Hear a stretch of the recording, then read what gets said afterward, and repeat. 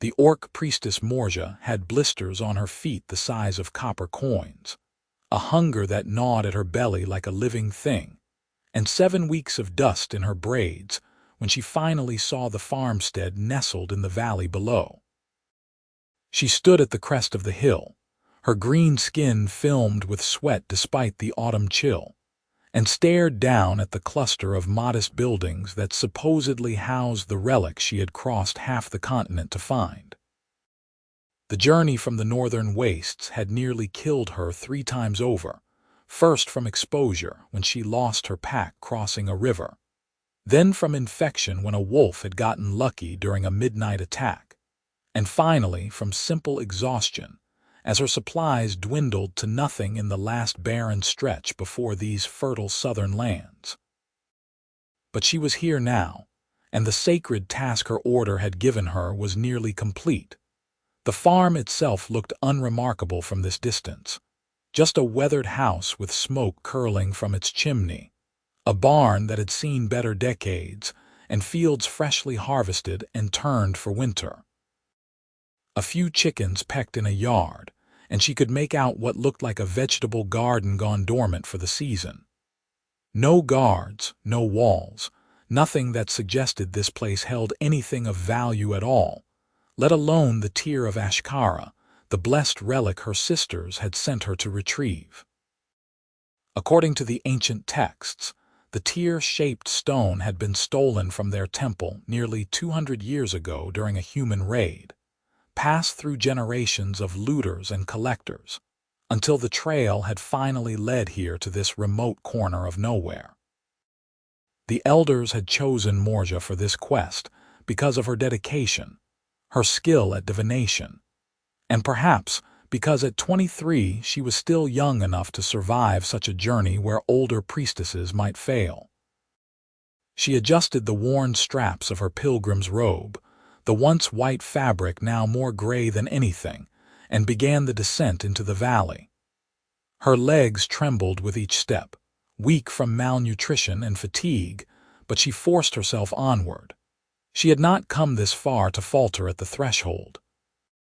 The afternoon sun cast long shadows across the fields as she approached, and she became aware of how she must look, a tall orc woman, nearly 6 feet in height with the broad shoulders and muscled build of her people, covered in the grime of weeks on the road. Her small tusks, which normally she kept polished and decorated with the silver bands of her order, were dull and bare.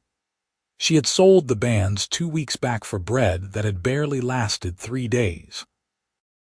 As she drew closer to the farmhouse, she saw a figure working near the barn, a human man pitching hay with methodical, practiced movements. He was tall for a human, perhaps in his late 20s, with brown hair that curled slightly at his collar, and the kind of solid, work-hardened build that spoke of years of manual labor. He wore simple clothes, a homespun shirt with the sleeves rolled up despite the cool air, and trousers tucked into worn boots. He had not noticed her yet, and Morzha found herself hesitating at the edge of the property, suddenly uncertain how to proceed. In the cities and larger towns she had passed through on her journey, orcs were barely tolerated, confined to specific districts and watched with constant suspicion. In the smaller villages, they were often driven away with threats or worse. She bore scars from both rocks and arrows acquired during her travels south. This isolated farm might be different, or it might be more dangerous precisely because it was isolated, where no one would witness whatever hostility she might face. She touched the small knife at her belt, her only weapon, and knew it would be useless if this came to violence. She was a priestess, trained in ritual and prayer, not combat. The man turned then, perhaps sensing her presence, and their eyes met across the yard. She watched him freeze, the pitchfork held loosely in his hands, his expression shifting from surprise to wariness. For a long moment neither of them moved, and Morzha felt her heart hammering against her ribs. She raised her hands slowly, palms out in what she hoped was a universal gesture of peace. "I mean no harm," she called out, her voice rough from disuse and thirst. "I seek only to speak with the master of this house." The man set down the pitchfork carefully, not taking his eyes off her. "You are speaking with him," he said, his voice steady but cautious. "I am Nathan Oakes, and this is my land. What business does an orc have here?" Morzha swallowed, her throat painfully dry. "My name is Morzha, priestess of the Order of the Eternal Flame. I have traveled 7 weeks to reach this place, following a sacred duty. I believe you possess something that was stolen from my temple many generations ago. I have come to ask for its return." Nathan took a few steps closer, close enough that she could see his face more clearly.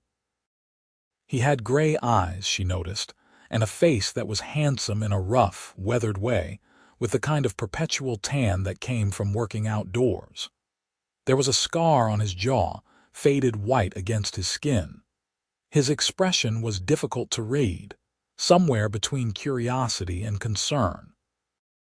"You have traveled 7 weeks," he repeated, his gaze moving over her disheveled appearance. "Alone," she nodded, feeling a flush of shame at her state. "Yes, the journey was difficult, but the relic is precious to my order. It must be returned to the temple where it belongs." Nathan was quiet for a moment, studying her. Then he said, "You look about ready to collapse. When did you last eat?" The question caught her off guard. She had expected interrogation or rejection, not concern for her welfare. Yesterday morning, a little bread." He shook his head slowly, and something in his expression softened. "Come inside. We can talk about relics and such after you have had a proper meal. You will not make it back anywhere if you drop dead in my yard." Morzha hesitated, distrust warring with desperate need. It could be a trap, a way to lure her inside where she would be vulnerable. But looking at Nathan's open face, the genuine worry in his eyes, and feeling the weakness in her own limbs, she found herself nodding. "Thank you," she managed, and followed him toward the house. The interior of the farmhouse was simple but well kept, with a large central room that served as both kitchen and living space. A fire crackled in the stone hearth, and the smell of something savory cooking made Morzha's stomach clench with hunger so intense it was almost painful. Nathan gestured to a sturdy wooden chair at the table. "Sit," he said, not unkindly. "I have stew on. It should be ready." She sank into the chair gratefully, her legs nearly buckling with relief at being off her feet. She watched as Nathan moved around the kitchen with easy familiarity, ladling thick stew into a wooden bowl, cutting generous slices from a loaf of dark bread, pouring water from a pitcher into a cup. He set it all before her without ceremony. "Eat slowly," he advised. "If you have been starving, too much too fast will make you sick." Morzha wanted to devour everything in front of her, but she heeded his warning and forced herself to take small, careful bites. The stew was simple, chunks of venison and root vegetables in a rich broth, but it tasted like the finest feast she had ever had. The bread was hearty and filling, and the water was clean and cold. She ate in silence, aware of Nathan watching her from where he leaned against the counter, his arms crossed, but his posture relaxed. When she had finished about half the bowl, eating more slowly as her initial ravenous hunger eased, she looked up to find him still observing her. "Thank you," she said quietly. "You did not have to show me this kindness." Nathan shrugged. "My mother raised me to help those in need, regardless of who or what they might be, though I will admit you are the first orc who has ever come to my door." "Many humans would have driven me off," Morzha said, "or worse." "I am not most humans," Nathan replied. He pulled out a chair across from her and sat down, resting his forearms on the table. "Now tell me about this relic you are seeking. What is it exactly?" Morzha set down her spoon and gathered her thoughts. "It is called the Tear of Ashkara. A stone about the size of a plum, pale blue in color, shaped like a falling tear. It was carved from a piece of celestial ice that fell from the sky during the first winter of the world, or so our histories say. It has been the heart of our temple for over 1,000 years, used in our most sacred rituals. When it was stolen 200 years ago, our order was diminished. We have searched for it ever since. Nathan listened carefully, his expression thoughtful. And you believe I have this stone? The divinations led me here, Morzha said. I have followed the trail through old records, speaking with collectors and historians, using every scrap of information I could find. The last owner, a merchant named Caro, died 10 years ago. His estate was sold off, and among his possessions was a blue stone matching the description. It was purchased by a man from this region, and through careful inquiry, I learned it came to this farm. You have done thorough research, Nathan said, and there was a hint of respect in his voice. He was quiet for a long moment, his fingers drumming lightly on the table. Then he stood abruptly. Wait here. He disappeared through a doorway into what appeared to be a bedroom, and Morzha heard the sound of things being moved, a chest opening. Her heart began to race. Could it truly be this simple? After 7 weeks of hardship, would she simply be given what she sought? Nathan returned carrying a small wooden box, which he set on the table between them.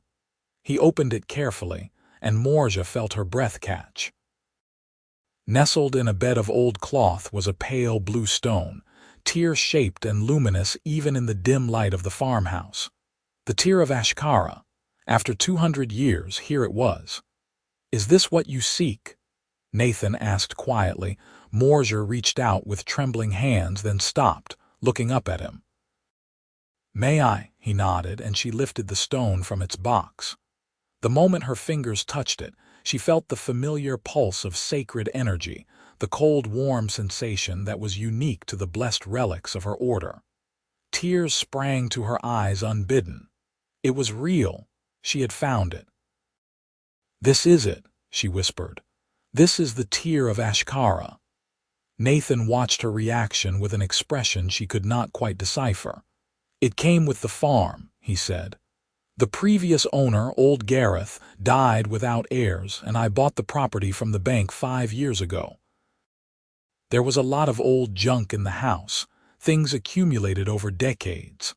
I found that stone in a drawer, thought it was pretty and kept it. I never knew what it actually was. Morzha cradled the relic against her chest, feeling its power thrumming against her heart. It is everything to my order, she said.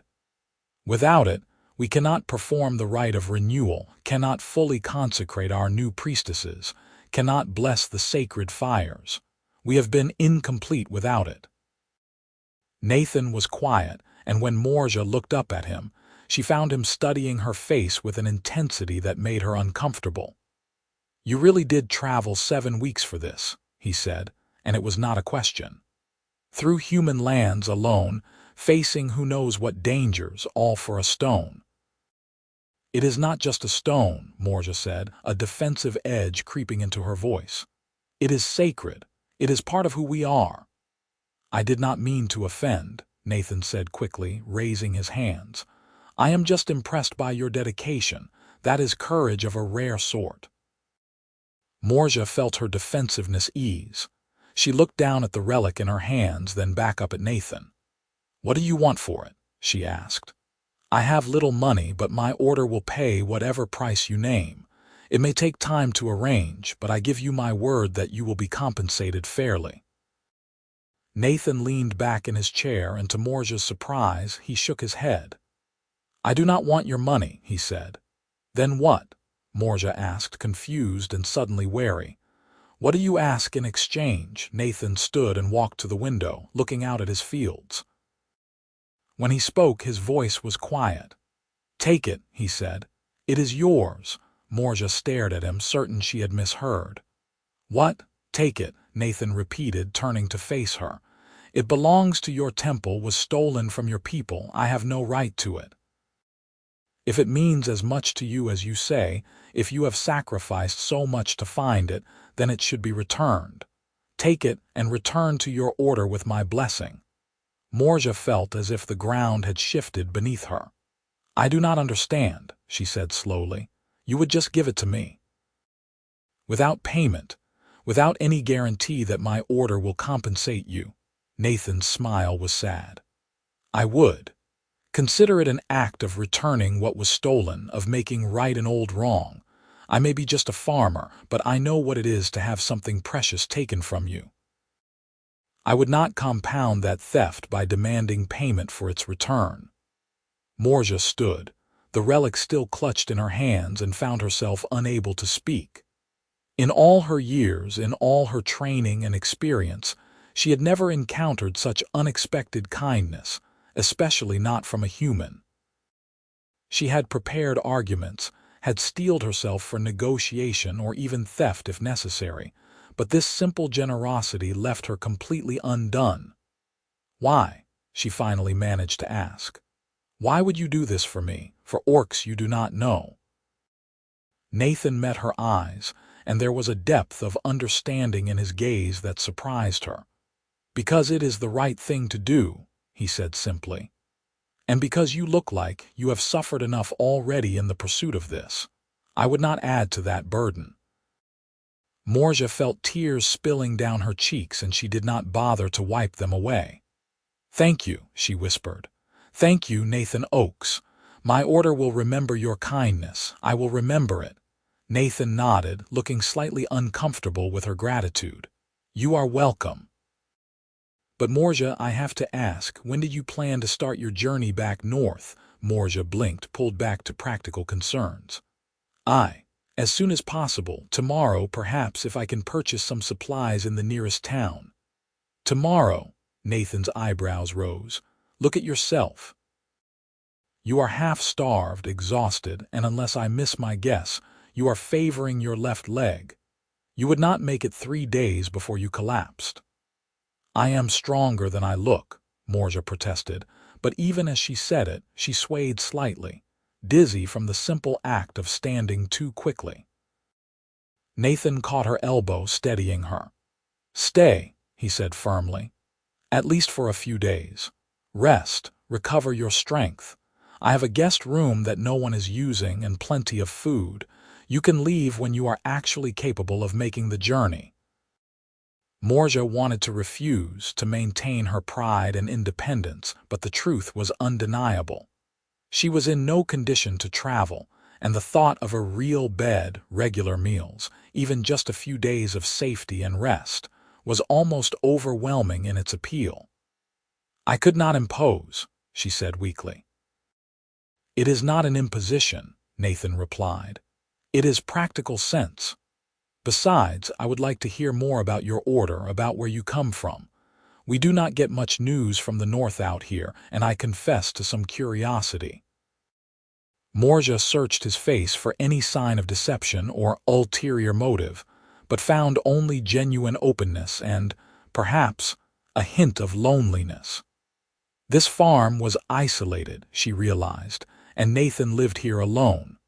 Perhaps he welcomed the company as much as she needed the rest. "A few days," she agreed finally, "but I will help with the work. I will not simply be a burden." Nathan smiled, and it transformed his face, making him look younger and more carefree. "Deal," he said. "Now finish your stew and I will show you where you can sleep. You look like you are about to fall over." He was right. The combination of a full stomach, relief at having found the relic, and the sudden release of 7 weeks of constant tension had left Morzha utterly drained. She finished eating while Nathan banked the fire and gathered some blankets from a cupboard. The guest room was small but clean, with a narrow bed, a simple dresser, and a window that looked out over the darkening fields. "There is a washroom through there," Nathan said, pointing to another door. "The water has to be pumped cold, but I can heat some if you want to wash properly." The thought of being clean, truly clean for the first time in weeks, was almost enough to make Morzha weep again. "I would appreciate that very much," she said. Nathan nodded and left, returning shortly with a large pot of steaming water, which he poured into the basin in the washroom. "I will leave you to it," he said. "Sleep as long as you need. We keep early hours on a farm, but there is no rush tomorrow."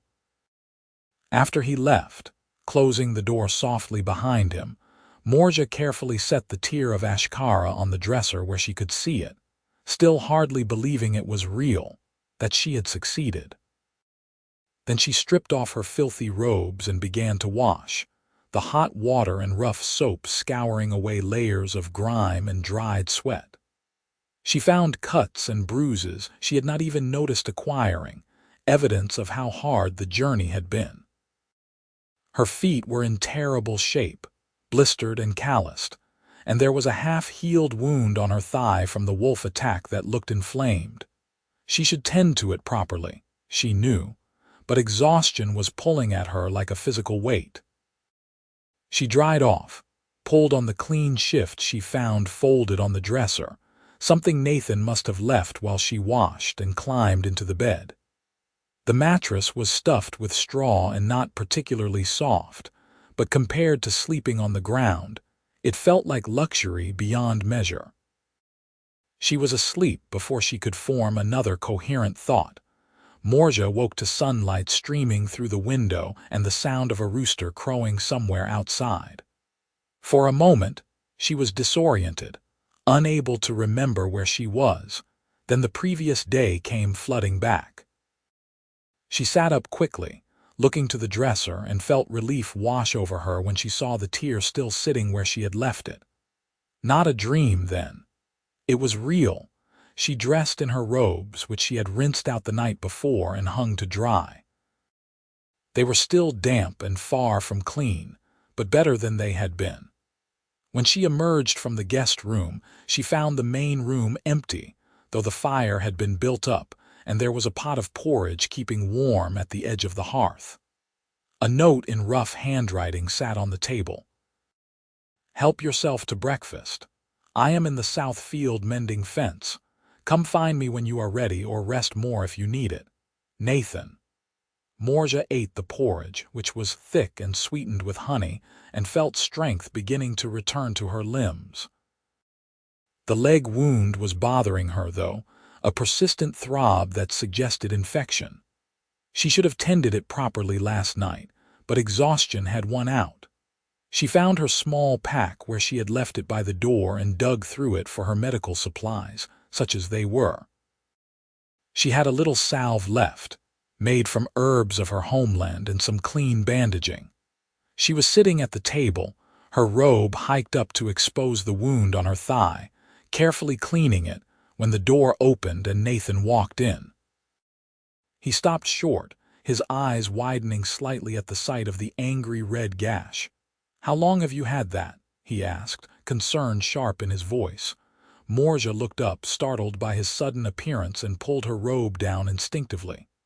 "About 10 days. A wolf in the high country." Nathan crossed the room quickly, kneeling beside her chair. "May I look at it?"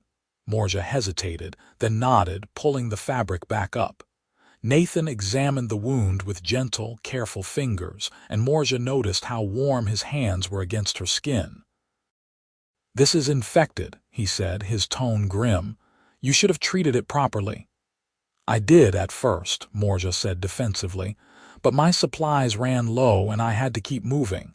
Nathan shook his head and stood. "Wait here." He disappeared into another room and returned with a wooden box filled with various bottles and bandages. "I was a soldier for 6 years before I came here," he explained, seeing her curious look. "I learned field medicine. This I can help with." He worked efficiently, cleaning the wound with something that stung fiercely, making Morzha hiss in pain. "Sorry," he murmured, but he did not stop, applying a foul-smelling poultice that he said would draw out the infection, then bandaging it with clean cloth. "You need to stay off this leg as much as possible for a few days," he said when he finished, "and I will need to change the dressing twice daily until the infection clears." I said I would help with the work, Morzha protested. And you will when you are healed, Nathan replied firmly. For now you will rest. That is an order, priestess. There was a hint of humor in his voice that took the sting out of the command, and Morzha found herself smiling despite her frustration. You are very insistent. I am practical, Nathan corrected. A few days of rest now will save you weeks of trouble later. Trust me on this. Morzha did trust him, she realized with some surprise. This human farmer who had known her less than a day, who owed her nothing, who had already given her more kindness than she had any right to expect. It was strange and unsettling and oddly comforting all at once. The days that followed fell into a gentle rhythm. Morzha rested, her leg propped up, while Nathan went about his farm work. He changed her dressing morning and evening, and under his care, the infection began to recede, the angry redness fading to healthier pink. They talked while he worked on her leg, sharing stories of their respective lives. Nathan told her about his time as a soldier, fighting in the border wars to the east, about the friends he had lost, and the things he had seen that made him want nothing more than a quiet life farming. He had bought this land with his discharge pay and the small inheritance from his mother, who had died while he was away at war.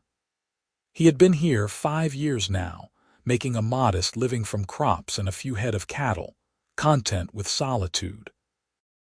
Morzha spoke of her order, the temple complex high in the northern mountains where she had lived since childhood. She had been given to the priestesses as an infant, orphaned in a clan war, and raised in the traditions of the eternal flame. She described the rituals and ceremonies, the beauty of the sacred fires burning in their braziers of carved stone, the discipline and peace of a life dedicated to prayer and service.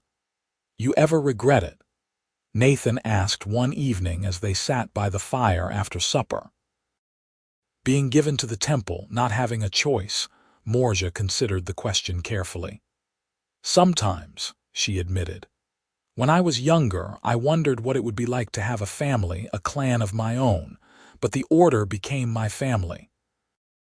My sisters, my teachers, they gave me purpose and belonging. I am grateful for that. But you traveled 7 weeks alone, Nathan pointed out. That could not have been part of your training. Morzha smiled wryly. No, I am a priestess, not a warrior or ranger.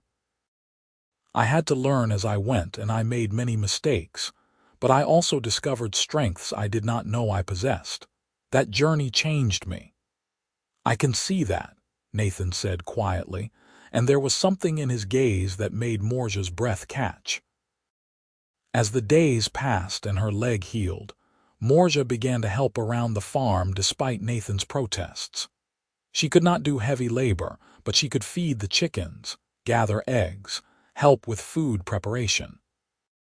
She found she enjoyed the simple, physical work, so different from the contemplative life of the temple. There was a satisfaction in caring for growing things, in seeing the immediate results of one's efforts. She also began to notice other things. The way Nathan's hair curled when he sweated from hard work. The sound of his laugh, rare but genuine and warm. The careful gentleness of his hands when he changed her bandages, a contrast to the rough calluses earned from farm labor. The way he sometimes looked at her when he thought she was not paying attention, with an expression that was part curiosity, part something else she could not quite name. She told herself it meant nothing, that it was simply the natural result of proximity and his kindness. But she could not deny the flutter in her stomach when their hands accidentally brushed passing a bowl at dinner, or the way she found herself watching him work in the fields, admiring the easy strength of his movements. On the 6th day of her stay, Morzha woke to find the first snow of the season falling softly outside her window. She dressed and went to the main room, where Nathan was already up, stoking the fire. The passes will be closing soon, he said without preamble. If you want to make it back north before winter, you should leave within the week. Morzha felt a strange pang at his words, something that felt uncomfortably like disappointment. My leg is nearly healed, she said. I could leave in a few days. Nathan nodded, not looking at her. I will help you prepare supplies. Enough food for the journey, warm clothes. I have an old winter cloak that should fit you. You have already given me so much, Morzha protested. And I will give you more if it means you make it home safely, Nathan said firmly. He finally turned to look at her, and there was an intensity in his eyes that made her heart race. I need to know you will be all right, Morzha. That matters to me. Why? The question escaped before she could stop it. Why do you care so much? You do not know me, not really. I am just a stranger who appeared at your door. Nathan was quiet for a long moment. When he spoke, his voice was low and rough. You have not been a stranger for days now, and I care because. He trailed off, running a hand through his hair in frustration. Because I do. Because in the past week, I have come to look forward to your company, to enjoy our conversations. Because this farm has felt less lonely with you here. Is that enough reason? Morzha felt her throat tighten. Nathan, I have to return to my order. I have a duty, a sacred obligation. The relic must be returned. I know, Nathan said. I am not asking you to stay. I would never ask that. I just wanted you to know that you will be missed. The confession hung in the air between them, heavy with unspoken implications. Morzha wanted to say something, to acknowledge the feelings that had been growing between them, undeniable despite all the reasons they should not exist. But the words would not come. The moment was broken by a sharp knock at the door. Nathan and Morzha exchanged surprised glances. Visitors were rare this far from town. Nathan crossed to the door and opened it, revealing 3 men on horseback, dressed in the rough clothing of frontier riders. The lead man, a stocky figure with a thick beard and cold eyes, looked past Nathan to where Morzha stood. We are looking for an orc, he said bluntly. Green-skinned female traveling alone. She has been reported in the area. You have seen her. Nathan's posture shifted subtly, becoming more guarded. Why are you looking for her? That is our business, the man said. There is a bounty posted. Orcs are not welcome in human lands. We are doing our civic duty by hunting them down and driving them back where they belong. Morzha felt ice flood her veins. Bounty hunters. She had heard of such men, humans who made their living hunting orcs for the rewards offered by certain towns and provinces. She had managed to avoid them during her journey south, but now they had caught up to her. Nathan's expression hardened. I have not seen any orcs, he said evenly. And I would appreciate it if you left my property. The lead hunter's eyes narrowed. We track signs to this area. She came this way, we are certain of it. Then she kept going, Nathan said, because she is not here. Now leave before I fetch my musket. The 3 men exchanged looks, clearly weighing their options. Finally, the leader spat to the side and tugged his horse's reins. We will be watching this area, he said. If we find you are harboring an orc, there will be consequences. Noted, Nathan said coldly. Good day. He shut the door firmly and turned to Morzha, who had gone pale. You have to leave, she said quickly. They will come back, and if they find me here, they will hurt you. I should go now, lead them away. You will do no such thing, Nathan said. Your leg is not fully healed, you do not have proper supplies, and those men will run you down before you make it a mile. We need a better plan. There is no better plan, Morzha said, her voice rising with fear. I have endangered you enough already. I will not let you be hurt because of me. Nathan crossed the room and took her by the shoulders, his grip firm but gentle. Listen to me, he said, his gray eyes boring into hers. I will not let them take you. I will not stand by while they hunt you like an animal. We will figure this out together. Why? Morzha asked again, desperate to understand. Why risk yourself for me? Nathan's expression softened, and he lifted one hand to cup her cheek, his thumb brushing over the sharp line of her cheekbone. Because I care about you, he said simply. More than I probably should, more than is wise, but it is the truth. I care about you, Morzha, and I will not let harm come to you if I can prevent it. Morzha felt tears prick her eyes. I care about you too, she whispered. I did not want to, did not mean to, but I do. For a moment, they simply stood there, the confession hanging between them. Then Nathan leaned in slowly, giving her time to pull away, and pressed his lips to hers in a kiss that was gentle and questioning and full of restrained longing. Morzha responded without thinking, her hands coming up to fist in his shirt, pulling him closer. The kiss deepened, becoming more urgent, and when they finally broke apart, both were breathing hard. This is complicated, Morzha said, resting her forehead against his. Very, Nathan agreed. But we can figure it out. First, though, we need to deal with those hunters. They spent the rest of the day planning. Nathan suggested that Morzha stay hidden in the house while he went to town to gather information and supplies.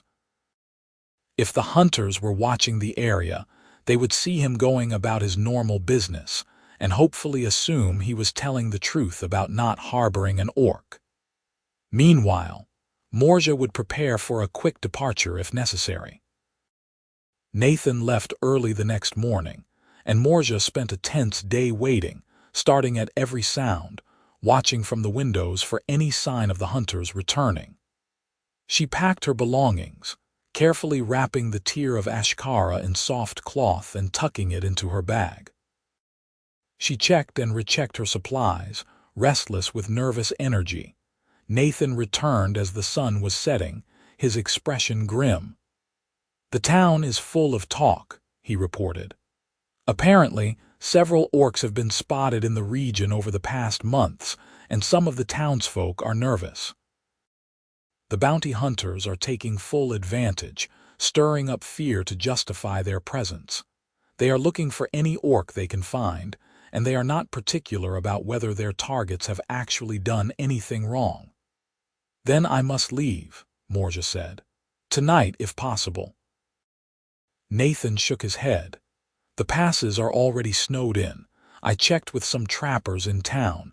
You would not make it through, not without a guide who knows the mountain routes, and certainly not alone. Morzha felt desperation clawing at her. Then what do? I cannot stay here. I will not put you in danger. There is another option, Nathan said slowly. It is not perfect, but it might work. You could stay here through the winter, hidden. The farm is isolated enough that if you are careful, no one need know you are here. Come spring, when the passes reopen, I could guide you through myself. I used to hunt in those mountains, I know the ways. Stay here for months, Morzha stared at him. Nathan, that is too much to ask. The risk to you is too great. The risk to you if you leave now is greater, Nathan countered. Those hunters will not give up easily, and winter travel is deadly even without people actively hunting you. Here, you are safe. I can keep you safe. Morzha wanted to refuse, to maintain her independence and not become more of a burden, but the alternative was stark and terrifying. She looked at Nathan, at the determination and concern in his face, and felt her resistance crumbling.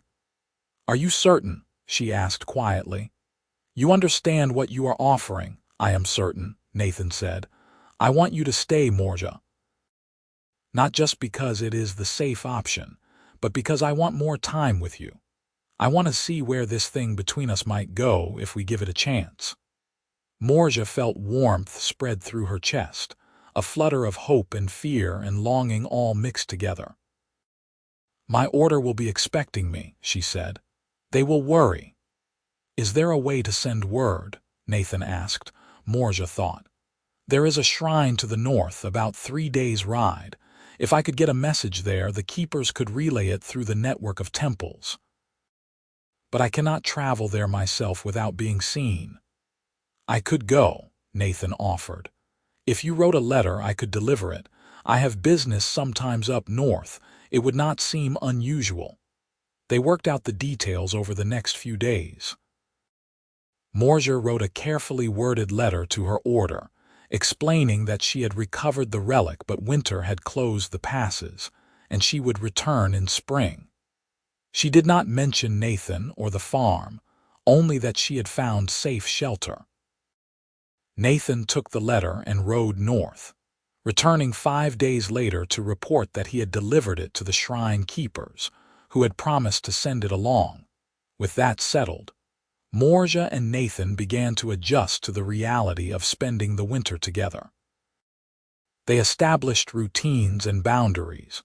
Though Morzha moved from the guest room to share Nathan's bed after a few awkward conversations, and one more kiss that led to a tangle of limbs and whispered confessions in the dark. Their physical relationship developed slowly, both of them cautious and unsure, but also unable to deny the growing attraction and affection between them. Morzha learned the rhythms of farm life, helping with the daily chores and winter preparations. She discovered she had a talent for working with the animals, the chickens responding to her calm presence, the single cow they kept for milk seeming to trust her instinctively. Nathan taught her how to churn butter, how to preserve vegetables in the cold cellar, how to repair tools and mend harnesses. She, in turn, taught him some of the prayers and meditations of her order, and they would sometimes sit together in the evenings, watching the fire and sharing the peaceful silence. But it was not all peaceful. The threat of the hunters remained constant. Twice more, men came to the farm asking about orcs, and each time Nathan turned them away with lies and misdirection. Morzha stayed hidden during these visits, her heart pounding, terrified that she would be discovered and Nathan would be punished for sheltering her. As the weeks passed and the snows deepened, the visits became less frequent. The hunters, it seemed, had moved on to other areas, though Nathan warned Morzha not to become complacent. They maintained vigilance, and Morzha never went outside during daylight when she might be visible from the road. The isolation should have felt oppressive, but instead, Morzha found herself oddly content. The days were filled with work and companionship, the nights with warmth and intimacy. She and Nathan talked for hours, learning each other's minds and hearts, sharing dreams and fears and stories of their pasts. She learned that Nathan had been engaged once, to a girl from his hometown, but she had married someone else when he did not return from the war. He learned that Morzha had always felt like an outsider, even among her own people, too questioning and independent for the rigid structure of temple life, though she had loved and respected her sisters nonetheless. One evening in the depths of winter, when the snow was piled high against the windows and the wind howled outside, they lay together in bed, Morzha's head resting on Nathan's chest, listening to the steady thump of his heart. "What happens in the spring?" Nathan asked quietly, breaking the comfortable silence. Morzha had been dreading this conversation, but she knew it could not be avoided forever. "I have to return the relic to my order," she said.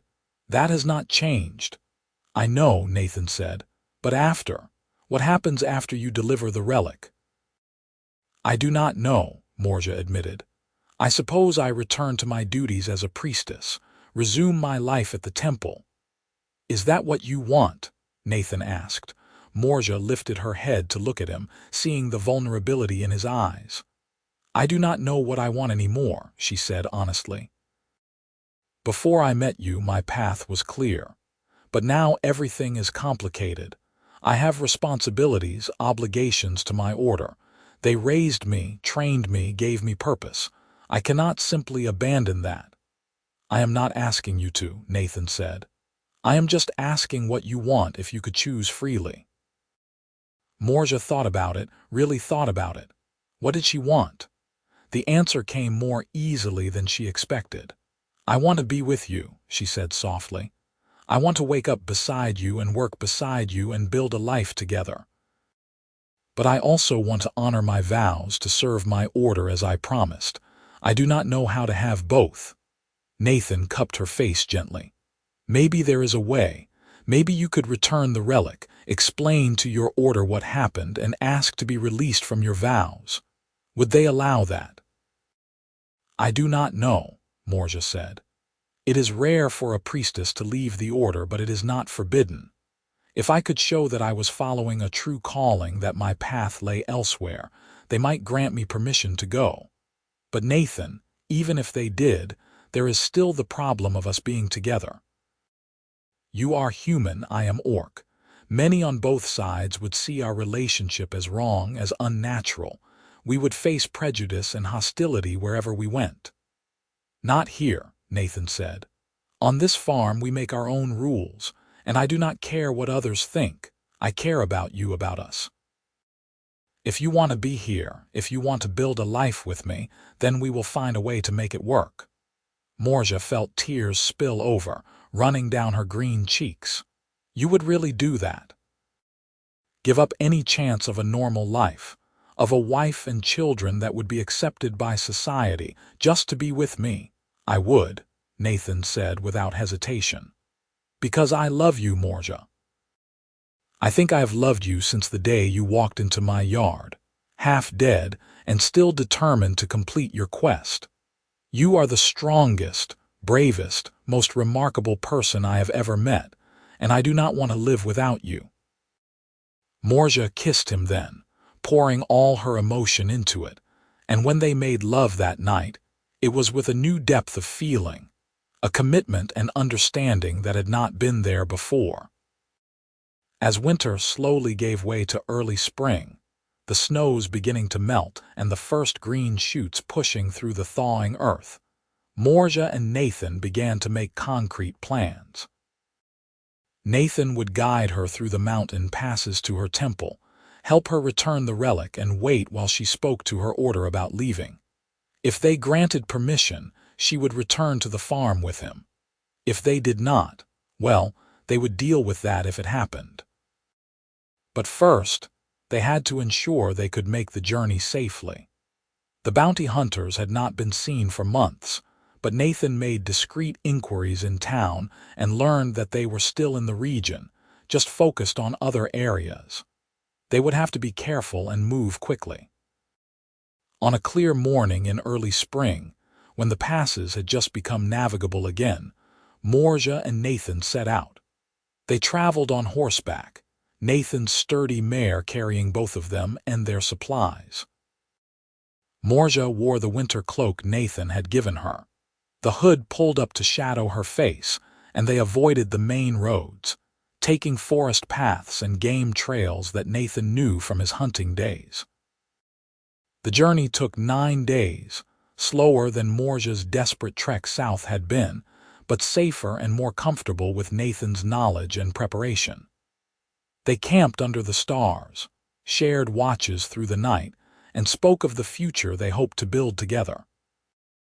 Morzha told Nathan about her temple, preparing him for what he would see, and he listened with fascination and respect.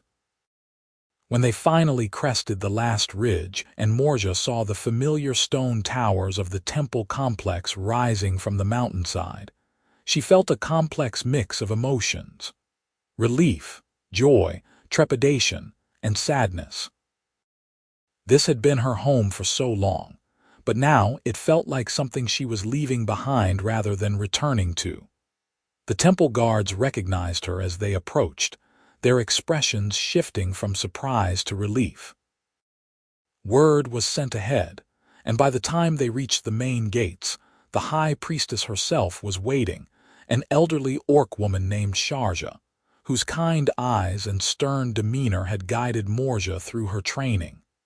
"Child," Sharja said, embracing Morzha warmly. "We feared the worst when winter passed and you did not return. Your letter reached us, but it told us little." "I am sorry for worrying you, Reverend Mother," Morzha said, using the formal title. "The journey was difficult, but I succeeded. I have the tear of Ashkara." She produced the relic from her pack, and the assembled priestesses gasped in wonder and reverence. Morzha took the sacred stone with trembling hands, tears streaming down her weathered face. "After all these years," she whispered, "you have returned it to us. Well done, my child, well done." There was celebration that evening, a feast in Morzha's honor, prayers and rituals giving thanks for the relic's return. Nathan was treated with courtesy, but also wariness, the first human many of the priestesses had seen up close. He bore their scrutiny with quiet dignity, staying close to Morzha's side. It was not until the next day that Morzha had a private audience with Morzha, and she brought Nathan with her, needing his presence for courage. They sat in the high priestess's study, a small room filled with books and scrolls, a window looking out over the mountain peaks. "You wish to leave the order," Morzha said before Morzha could speak, and it was not a question. Morzha should not have been surprised. Morzha had always been perceptive. "Yes, Reverend Mother, I wish to be released from my vows." "Because of this human," Morzha said, her gaze shifting to Nathan. "Because I have found a different path," Morzha corrected gently. "I love him, yes, and I want to build a life with him. But it is more than that. The journey south, the time I spent away from the temple, it changed me. I discovered strengths and desires I did not know I had. I want to live in the world, not apart from it. I want to serve the divine in a different way, through living fully and honestly rather than through ritual and seclusion." Morzha was quiet for a long time, studying both of them. "You know the difficulties you will face," she said finally. "Humans and orcs do not mix, not in the ways you propose. You will be outcasts on both sides." "We know," Nathan said, speaking for the first time. "But we have chosen this anyway. I love Morzha and I will protect her and honor her for as long as I live. If that means facing prejudice and hardship, so be it. It is worth it to be together." Morzha's severe expression softened slightly. "You have courage, human, I will grant you that. And you, Morzha, you have always had a restless spirit. I should have seen this coming." She sighed heavily. "I will not stand in your way. You have served the order faithfully and completed a quest that no one else could have. You have earned the right to choose your own path. I release you from your vows, with gratitude for your service and blessings for your future." Morzha felt a weight lift from her shoulders, even as tears of gratitude and relief spilled down her cheeks. "Thank you, Reverend Mother, thank you." "Do not thank me yet," Morzha said, but there was warmth in her voice. "The path you have chosen will not be easy. But I believe you have the strength to walk it. And you, Nathan Oakes, you will care for her. With everything I am," Nathan promised. Morzha nodded. "Then you have my blessing for what it is worth." They stayed at the temple for 3 more days, allowing Morzha to say proper farewells to her sisters, to participate one last time in the rituals she had known all her life. It was bittersweet, leaving behind the only home she had ever known, but she did not doubt her choice. When she and Nathan rode away from the temple, heading back south, Morzha felt free in a way she never had before. The journey back was slower, taking a different route to avoid areas where the hunters might be active. They stopped in a small town on the border, a rough frontier settlement where humans and orcs had learned to coexist out of necessity. There, in a small chapel presided over by a world-weary priest who asked few questions and accepted the modest payment Nathan offered, they were married. It was not a grand ceremony, just simple vows exchanged with their hands clasped together, but to Morzha it was perfect and real and binding. When they finally returned to the farm, it was late spring, and the fields were ready for planting. They threw themselves into the work, preparing for the season ahead. Word of Morzha's presence spread slowly through the community and reactions were mixed. Some neighbors were hostile, refusing to have anything to do with them. Others were curious but cautious, keeping their distance. A few, like the elderly couple on the nearest farm, were kind and welcoming, bringing over food and offering help with the planting. Nathan and Morzha built their life together day by day, working the land, caring for their animals, finding joy in the simple routines of farm life. There were difficulties, certainly. They faced prejudice and isolation at times, and there were moments of doubt and fear. But they faced everything together, and their bond only grew stronger. As the first summer together progressed, Morzha discovered she was pregnant. The news brought both joy and terror, uncertainty about what it would mean to bring a child into the world who would be half human, half orc, belonging fully to neither race. But Nathan's delight and fierce protectiveness eased her fears, and they prepared as best they could. The baby was born in the depths of winter, delivered with the help of the elderly neighbor woman who had some midwifery experience. She was a girl, with Nathan's gray eyes and Morzha's green skin, tiny tusks barely visible in her infant mouth. They named her Alara, and looking down at her perfect little face, Morzha felt a love so overwhelming it almost frightened her. Life settled into a new rhythm with the addition of Alara. The farm prospered, Nathan's skill and hard work yielding good harvests. Morzha established a small shrine on the property, a place where she could still practice her spiritual devotions while living a secular life. She found that serving the divine through the work of her hands and heart, through caring for her family and their land, was as fulfilling as any temple ritual had been. They were not entirely isolated. Over time, a few other mixed couples, humans and orcs who had found love despite the prejudices of their respective peoples, heard about the farm and came to visit. A small, quiet community began to form, people who had chosen love over convention, who supported each other in the face of a world that often rejected them. Years passed, marked by the changing seasons and the growth of their daughter. Alara grew strong and curious, inheriting her mother's determination and her father's kindness. They taught her about both of her heritages, the orc traditions Morzha remembered from her childhood, and the human customs Nathan had grown up with. She learned to navigate the complexities of being between two worlds, and she did so with a grace and confidence that made her parents proud. On a warm summer evening, when Alara was 5 years old and running through the fields chasing fireflies, Morzha and Nathan sat together on the porch of their farmhouse, watching their daughter play. Nathan's arm was around Morzha's shoulders, and she leaned into his warmth, feeling utterly content. "Do you ever regret it?" Nathan asked softly. "Giving up your life at the temple, everything you knew to be here with me?" Morzha turned to look at him, seeing the love and lingering uncertainty in his eyes, and smiled. "Never," she said firmly. "Not for a single moment. You gave me the tear of Ashkara without asking for anything in return, but in doing so, you gave me something far more precious. You gave me a choice, a chance at a different life, at love and family and belonging.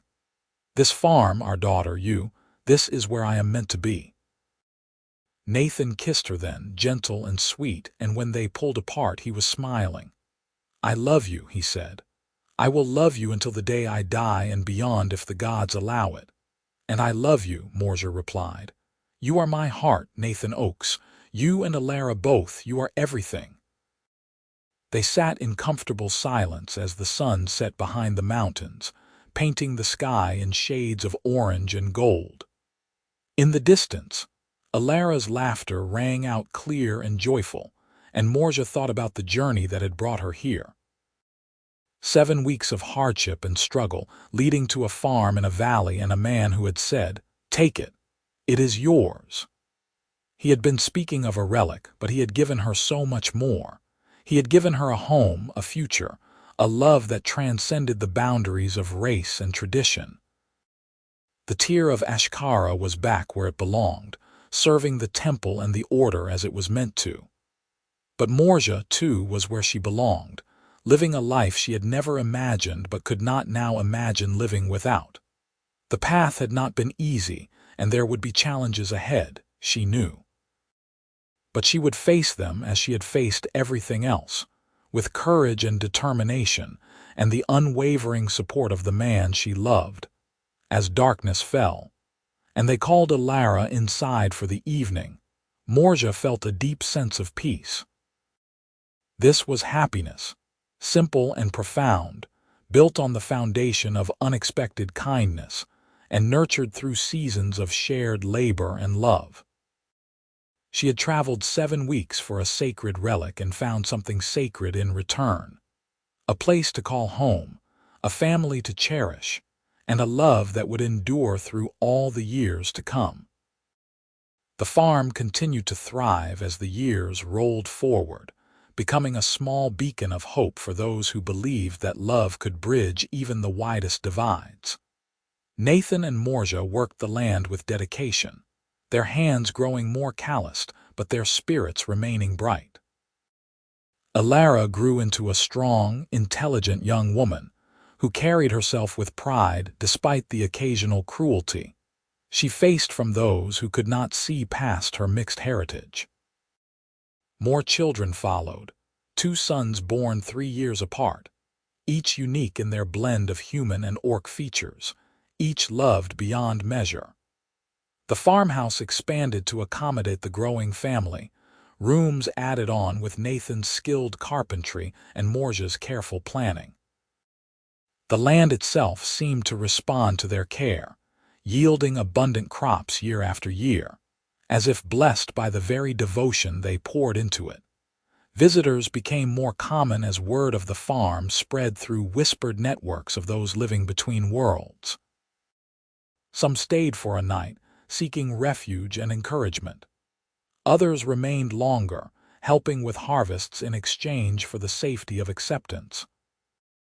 The elderly couple from the neighboring farm became like grandparents to the children, their initial acceptance blossoming into genuine affection that lasted, until they passed peacefully within months of each other, leaving their own small farm to Nathan and Morzha in their will. The bounty hunters never returned to that particular valley, their attention drawn to other regions where fear and prejudice ran higher. The local town, while never fully embracing the unusual family, came to a grudging tolerance.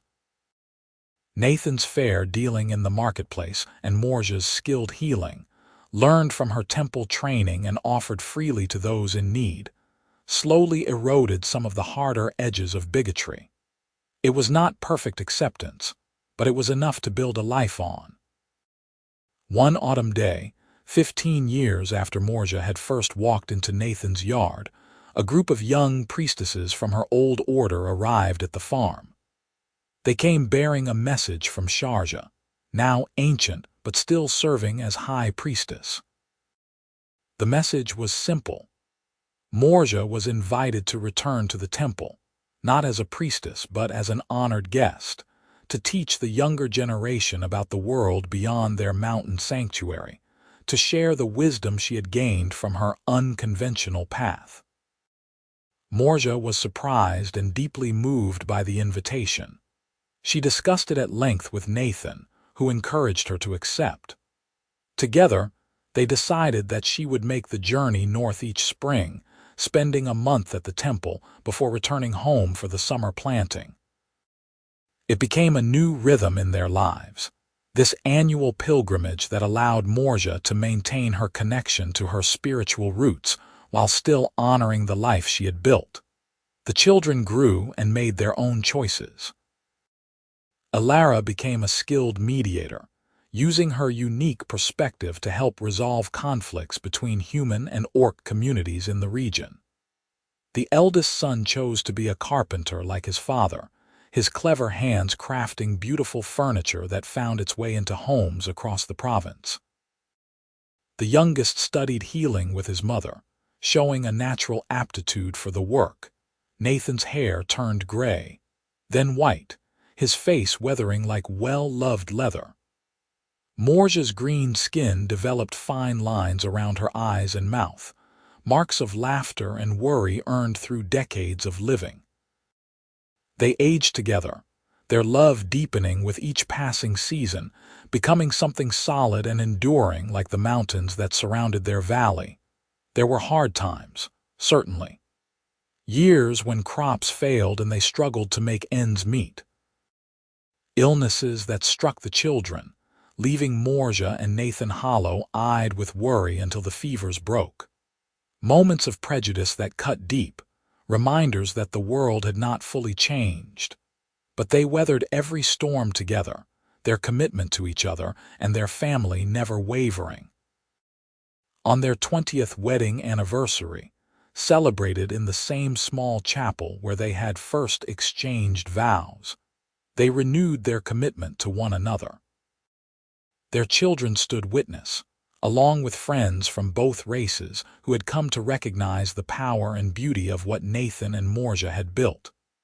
The world-weary priest who had married them, now elderly himself, spoke of the triumph of love over fear, of courage over convention.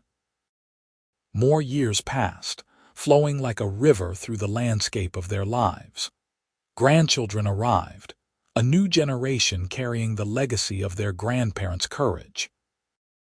The farm became a symbol, whispered about in communities across the region, proof that different peoples could not only coexist but thrive together, create beauty and love and family, despite all the voices that said it was impossible.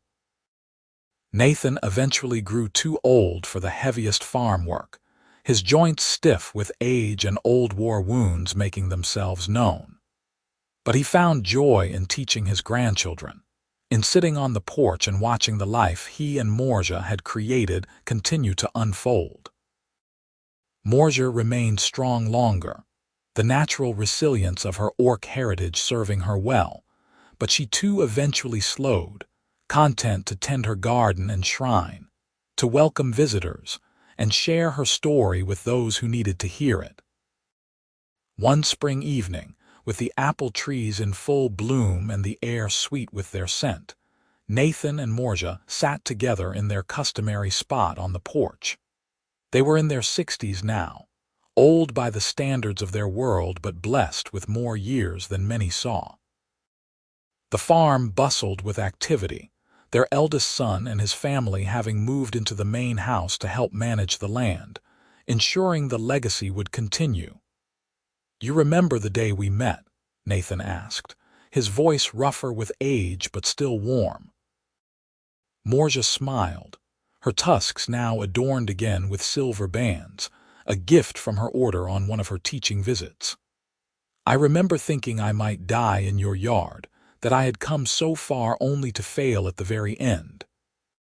I remember thinking you were the most determined person I had ever seen," Nathan said.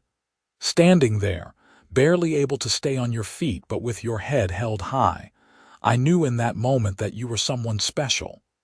You gave me everything," Morzha said softly. "The relic, yes, but so much more. A home, a family, a love I never dreamed I could have. You changed my entire world, Nathan Oakes." "We changed each other," Nathan corrected gently. "You taught me that love is not bound by race or tradition, that family is what we choose to build, not what we are born into. You gave my life meaning and purpose beyond just surviving. You made me truly live."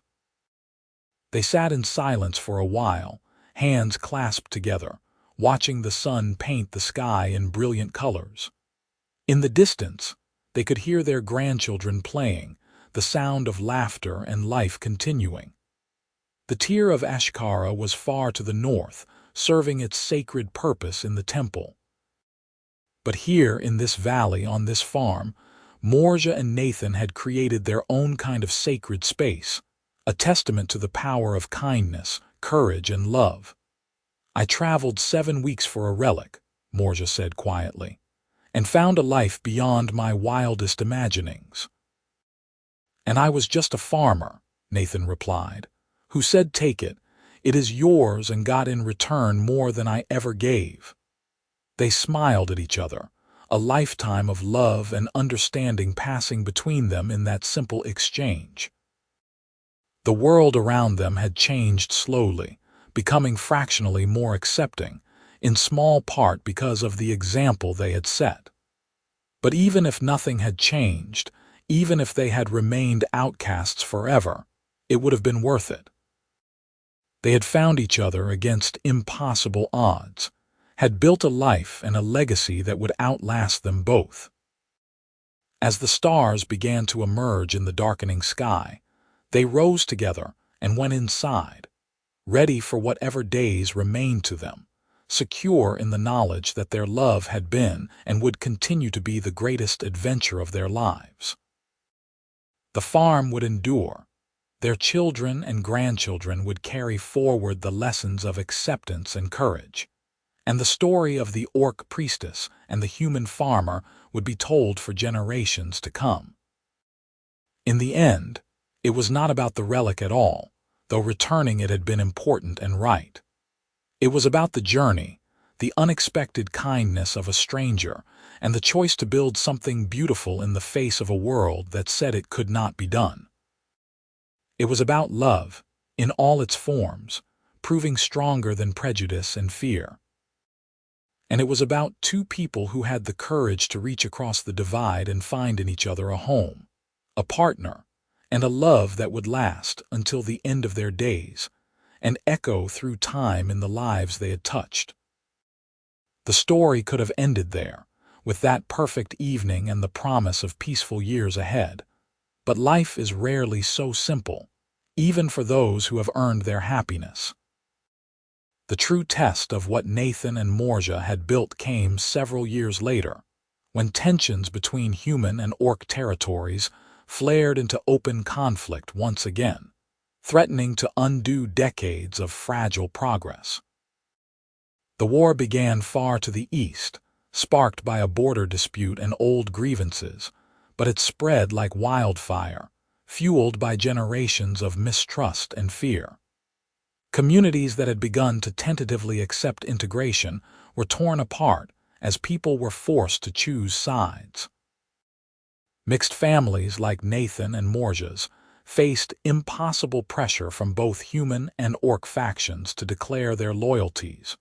Recruitment officers came to the valley, demanding that Nathan and his sons join the human militias. Orc warriors appeared at the farm's borders, insisting that Morzha and her children return to their ancestral lands and fight for their people. Both sides viewed the family's refusal to choose as betrayal, and the relative peace they had enjoyed for decades shattered almost overnight. The farm became a target. Crops were burned in night raids by extremists from both sides. Threatening messages were left nailed to their door. Their grandchildren were harassed in the nearby town, called traitors and half-breeds.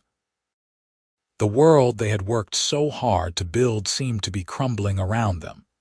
And for the first time in years, Morzha felt the old fear returning, the sense that perhaps their life together had been nothing more than a beautiful dream that reality was determined to destroy.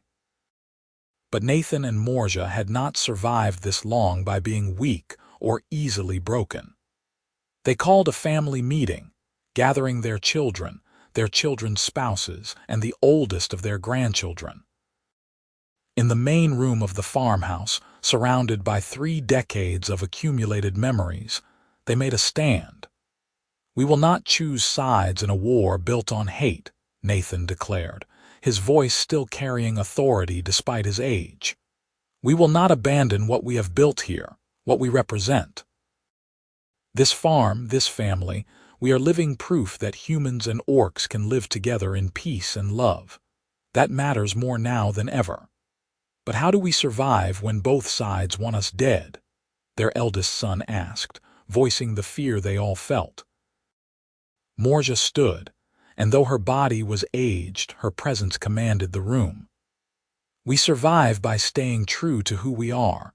We defend our home, yes, but we also reach out to others like us, those caught in the middle. We become a refuge, a place where those fleeing the violence can find safety. We show the world that there is another way. It was a dangerous choice, but it was the only one that honored everything they believed. They fortified the farm as best they could, setting watches and preparing defenses, not to wage war but to protect what was theirs. Word spread through underground networks that the farm was a neutral zone, a place where mixed families and those fleeing persecution could find temporary shelter. They came in a trickle at first, then in greater numbers. Orc women with human husbands, human women with orc partners, children who belonged to no one world and feared being caught in the violence. Nathan and Morzha took them in, sheltered them, shared what resources they had, and helped them plan routes to safer territories. It was exhausting and terrifying work. There were close calls when raiding parties from both sides came too near. They lost part of their northern field to a fire set by human extremists.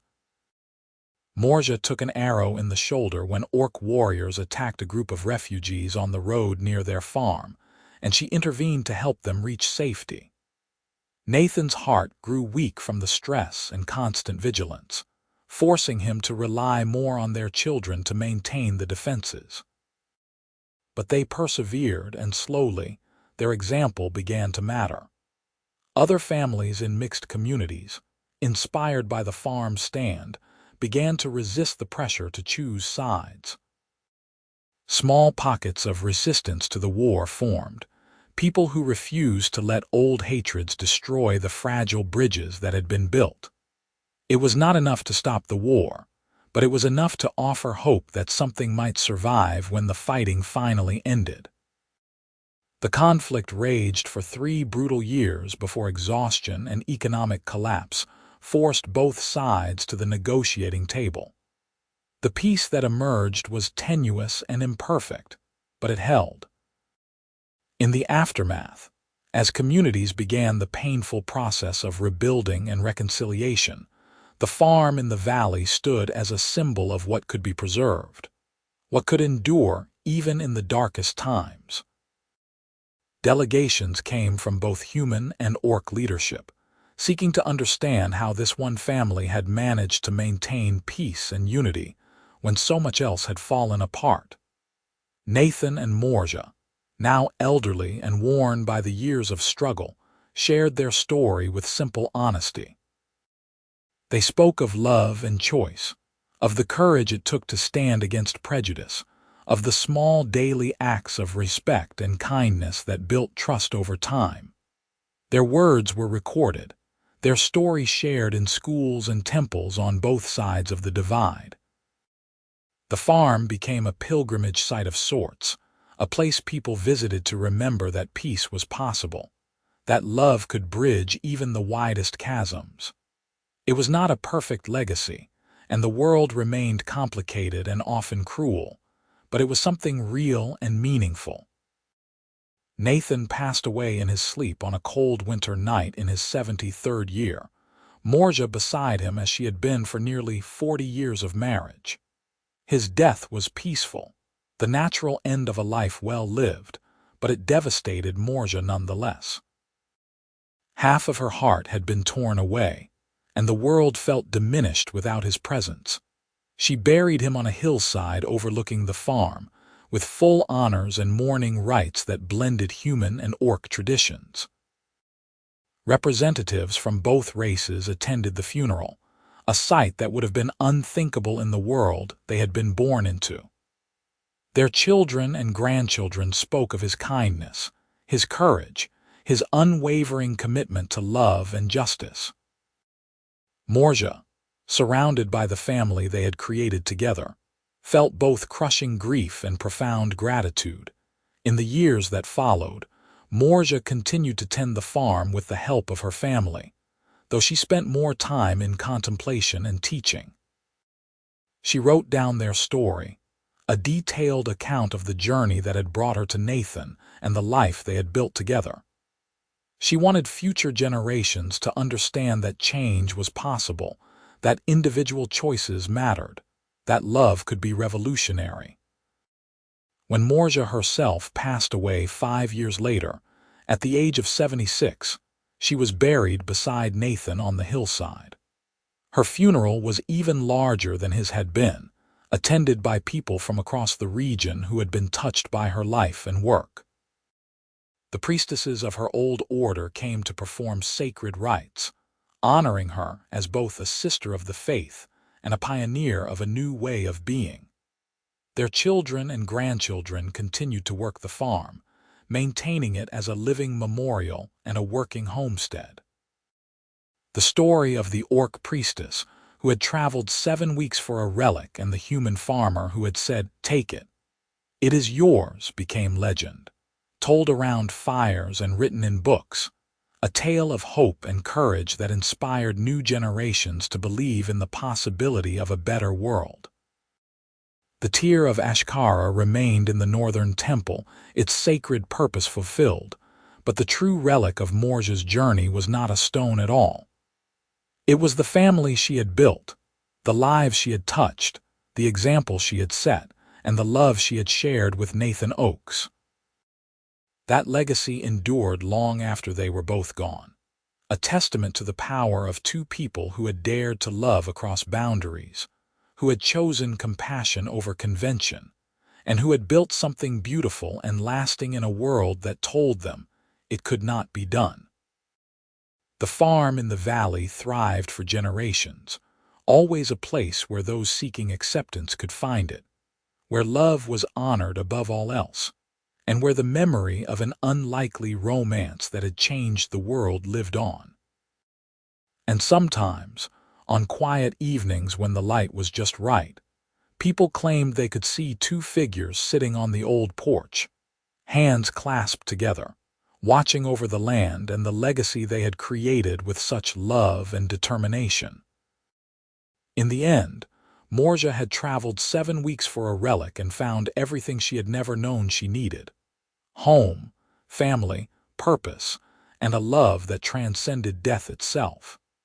And Nathan had given away a stone and received in return a richness of life and meaning beyond any treasure.